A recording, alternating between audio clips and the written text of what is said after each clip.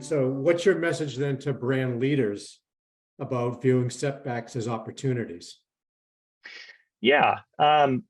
So in setbacks or in times of crises, when we look back in history, we find a lot of patterns. And the patterns that we find in terms of human behavioral response and organizational response is often to actually respond really effectively.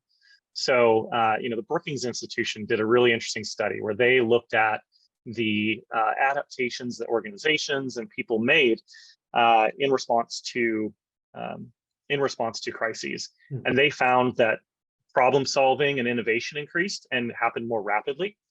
They found that there was an increased resiliency built for the next event, so we prepared for next time better. So we were more resilient and able to more able to respond and get through that next crisis. And levels of cooperation actually increased. This is kind of the classic Reagan, what if an alien species attacked Earth? All of a sudden, communism, capitalism wouldn't matter. We would all be humanity trying to survive and win.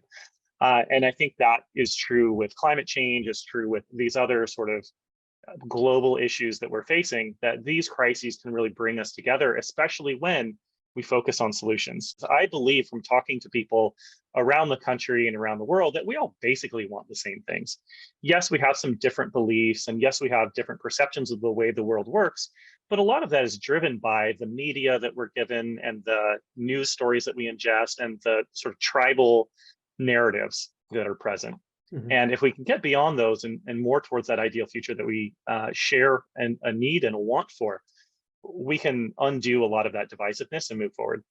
So what does this mean for business?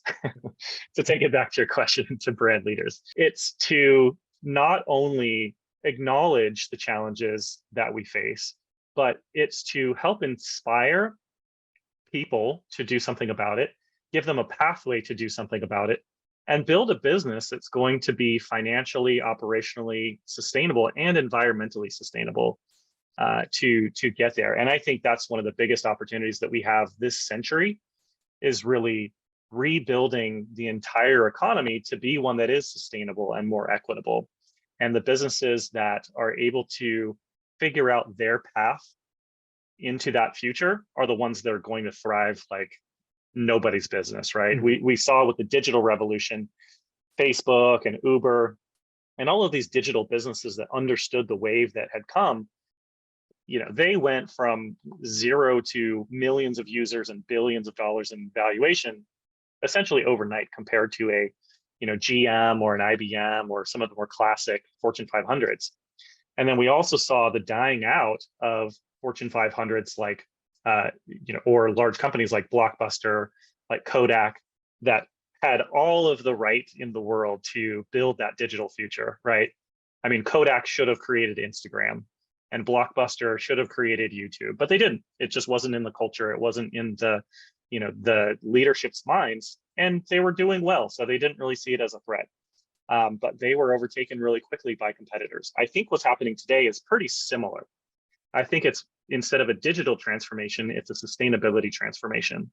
And so everything from the materials that we use, the food that we eat, the transportation that we take, the energy that powers our cities, and a number of other things are all transforming into sustainable alternatives. Mm-hmm. And so as a business executive, as a brand leader, be thinking about those things and how you can lead your company, your customers, your employees, and your ecosystem in that direction. Mm-hmm.